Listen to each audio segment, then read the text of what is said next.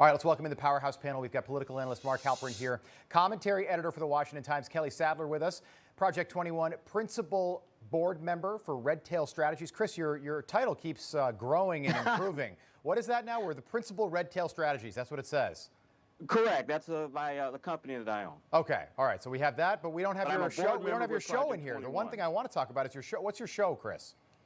Well, we have a brand new show on News Talk STL. It's Tim Jones and Chris Arps' afternoon drive show, and we can't wait to have you on one week, Rob. Oh, we're going to do it. Absolutely. My co-host for the week, Mercedes Schlapp, is here, former White House communications director, and Kelly Sadler from the Washington Times, a Newsmax contributor. She is back with us as well. Good morning to all. Hope you had a great weekend. We got all the important stuff out of the way. There was an ABC News poll that came out late yesterday on Sunday, and they did it to mark 6 months of Joe Biden in office.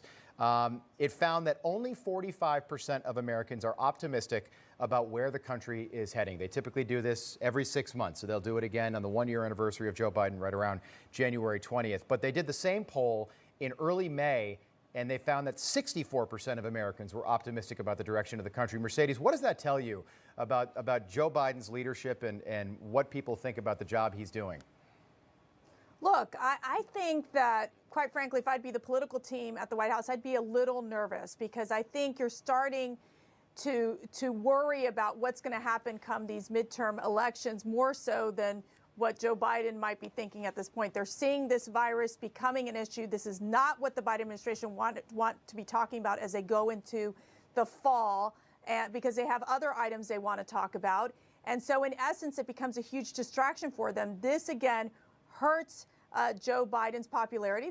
Still people view him as being the nice guy. They like him.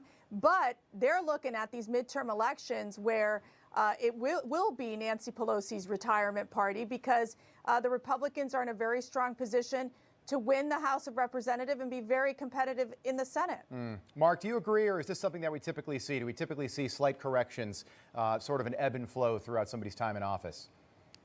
No, I think, as Mercedes suggested, I think there's a little more than just a little bit of worry at the White House. The pandemic is a big problem. Inflation is a big problem. And its legislative agenda is not in the strongest shape. So those are kind of the three tracks they're operating on. Why the people's confidence about the future has receded, which combination of those three things it is, I don't know. But I bet you it's at least part of all of those, plus crime. And so this is a pretty critical run here for the administration.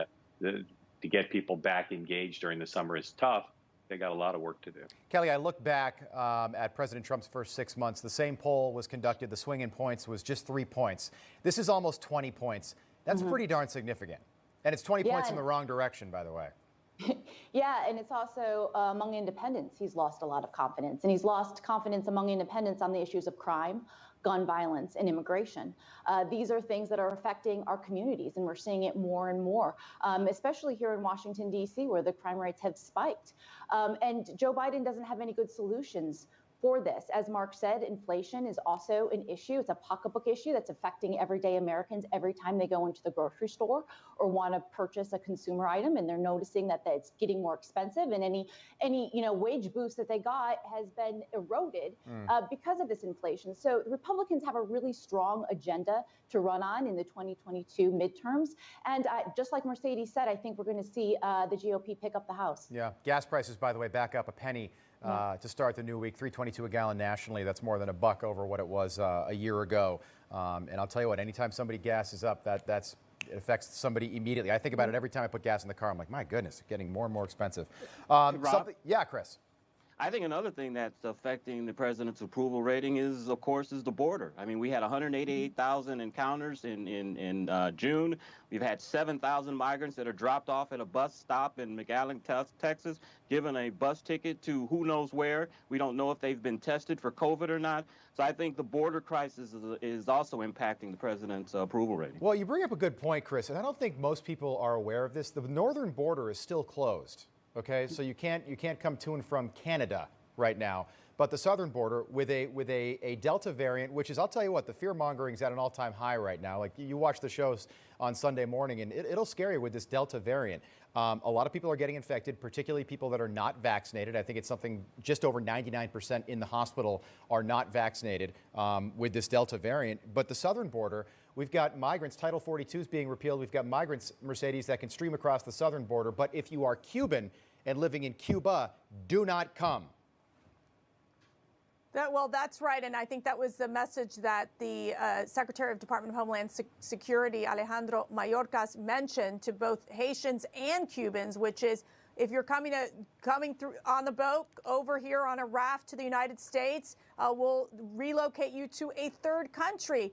What hypocrisy when you have what's happening in the southern border. Remember, we had the Remain in Mexico initiative that was in place under President Trump, and we had an agreement with the Mexican government, meaning that if while you're applying for asylum, you would wait in Mexico. Well, that's obviously not the case if you're Cuban or Haitian and you're literally seeking the real asylum, which is that of political persecution, which many of the Cuban people are going through right now. You know, Mark, who I did not see on any of the Sunday shows?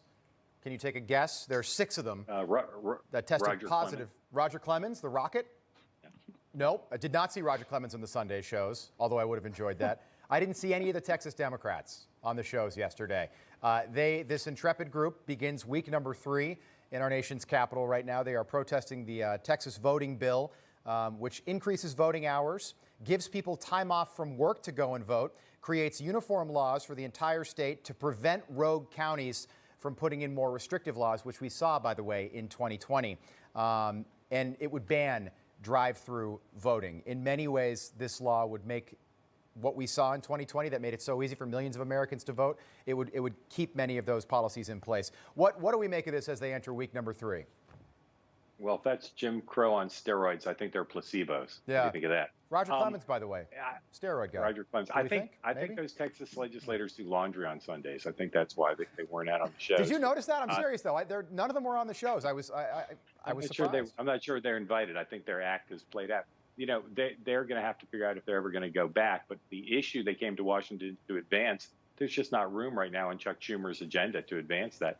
The Senate's preoccupied with dealing with infrastructure, with reconciliation, and they got their photo ops, they got their discussions with Democrats, but I don't think they advanced their cause. Kelly, what do you think of the Tokyo Olympics? We're in day number 3 right now. They're 13 hours ahead of us. The ratings were abysmal.